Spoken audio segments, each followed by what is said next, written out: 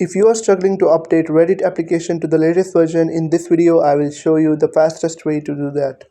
But make sure to watch the video till end so you don't make a single mistake. Guys, I will show you two ways to update Reddit application. The first way is to simply go to the Play Store and you'll have to search for Reddit,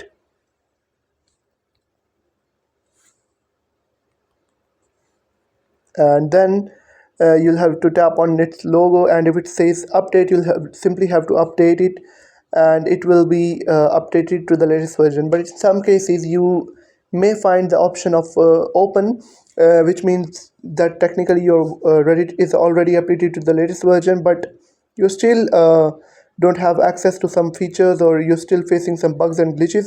So in that case you'll have to head over to the settings of your phone.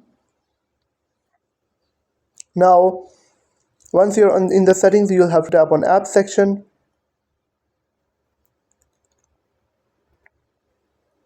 Now you'll have to tap on see all apps, and then you'll have to search for Reddit.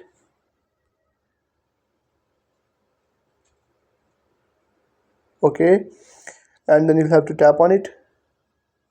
Now you'll have to tap on storage and cache.